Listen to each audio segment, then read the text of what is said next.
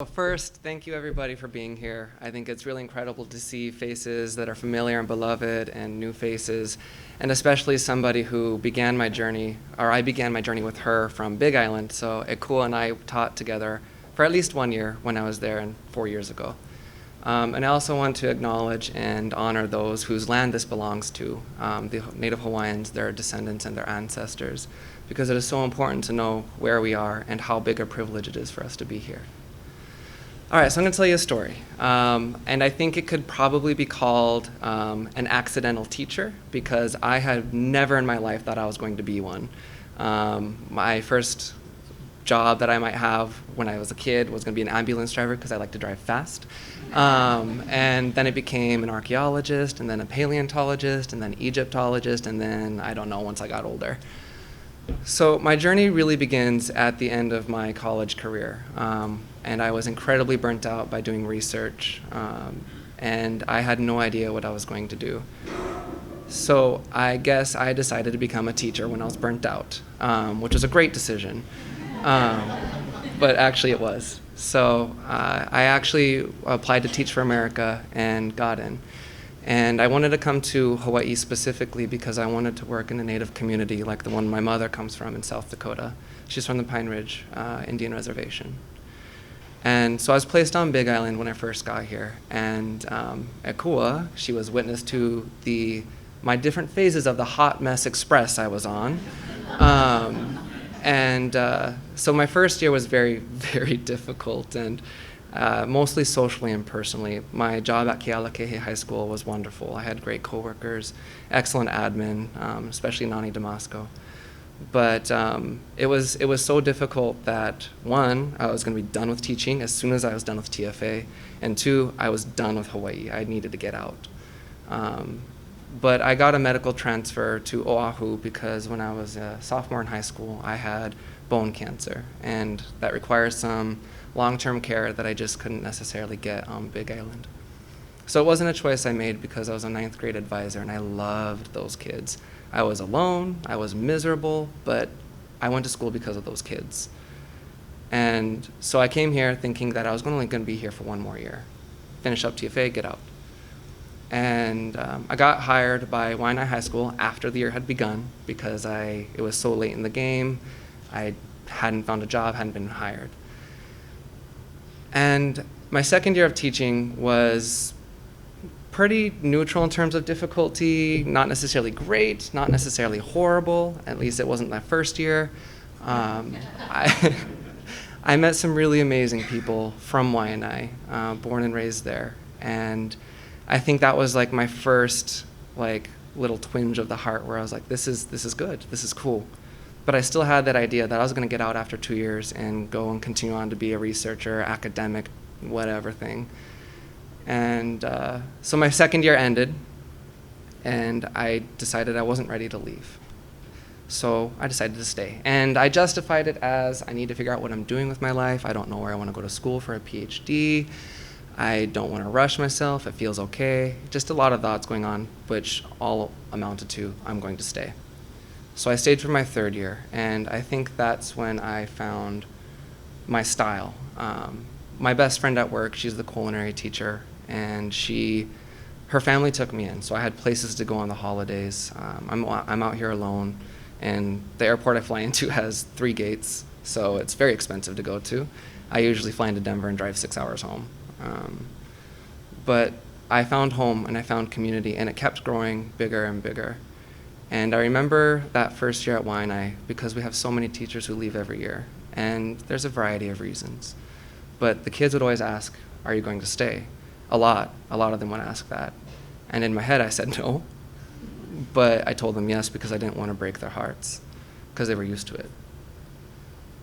In that 3rd year, I started getting closer with the students, and because I had found my style, the relationships just flourished, and I got to know my students on a much deeper level.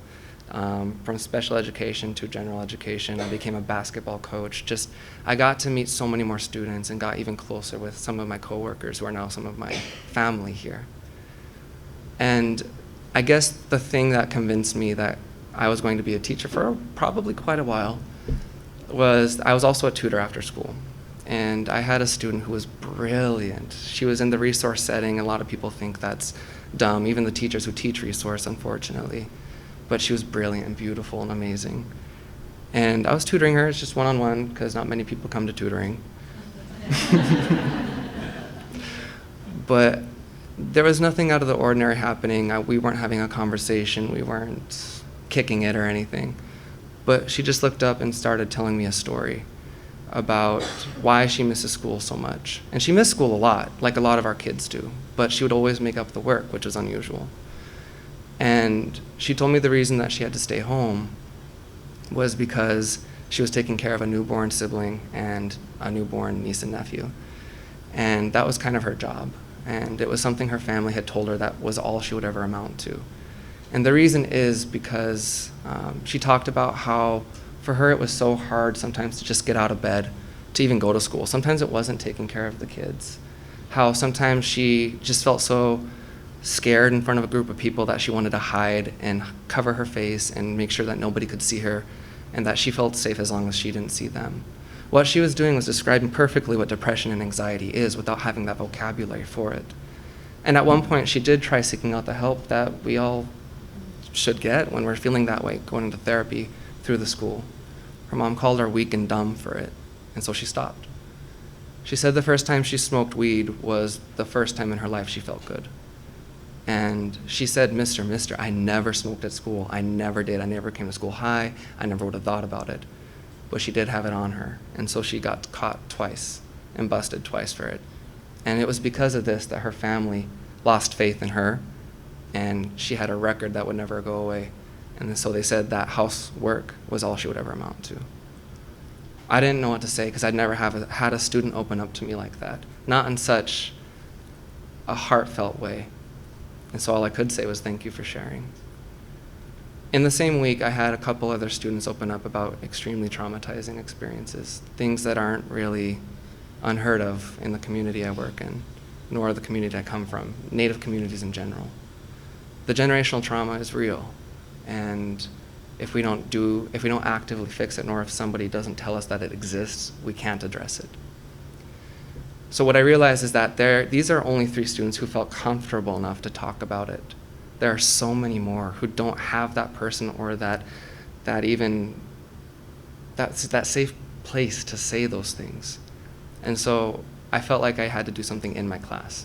As an English teacher, I'm supposed to be teaching theme and all these different vocabulary words and everything. But I realized that there was something more important. And how I phrase it now to my current students is that I don't care as much about you as a student as I do as a person. Because if you're not feeling okay as a person, you can't be a good student. You can't even be a student. And so I created something called sacred writing. And I called it such because sometimes we need to engage in radical self-care, radical self-love. The society teaches us to give and go and go and go. And sometimes it means selfishly. Sometimes it means just to get to the top as far as you can go. But we never really stay in touch with ourselves. We lose touch with ourselves. And so what I did, I would share with them a little bit of my story to model what writing can look like as a coping mechanism. So I shared with them journal entries I had written when I was a sophomore in high school with bone cancer, their same age. And sometimes if I didn't want to necessarily continue with my story because I wanted to keep it fresh, I would share with them videos like Brené Brown's The Power of Vulnerability, these things that cut deep real quick. Like you couldn't just go surface level. Like that stuff was going deep right away. And so the kids would write, and there was no writing prompt at all. It was literally just write whatever matters to you right now. And I told them, I'm not looking at your grammar, I'm not looking at your structure, I'm not looking at your spelling. What I want to see is what you think, what you need to say. And the main thing was don't judge yourself, don't limit yourself, write for yourself. And I did this, and I wasn't expecting the buy-in that I would get immediately. The kids went there. And this is probably the time, this sort of assignment that would make me cry more often than not just a bad day, like that happens going home, the little cry sessions, you just need to get out before you see people again. But just so that nobody can see how big a mess we are, even though I just told you I was a hot mess express. But what I found out is that these kids needed affirmation. They needed to be recognized for opening up like that. And so I started writing letters back to each and every one of them, all 56 of them, every week. And this is how I started every single week. I realized it was that important that content could wait. Kids come first. Where they are comes first. And it was through this that my relationships really blew up with these kids. I got so close with them. I see their huge hearts in spite of any record they have and in spite of any consequence they've deserved, that there's a story, there's a reason behind every action they have ever taken, even if it's acting out and just a cry for help sometimes. And I think that's what has kept me here and made me realize that this is what I'm going to do and this is what's going to cause me to give up what could have been as a professor. And I had some fancy schmancy fellowship that would have given me lots of money, but it's not worth it if it's not my passion. When I was in college and doing research, I thought that work was really sucky, but it was necessary to pay the bills. I thought that's just what adulthood was. But when I became a teacher, in spite of those cry sessions, in spite of those sleepless nights, in spite of some of the loopholes we have to jump through because of our school systems, it's worth it. Because there's never a day where you leave work that you don't think you've at least made somebody's life better, if not changed it. And so I wrote down some of my notes when I was driving from Makaha today on here, but I had this random piece of paper in my back seat, so I grabbed it.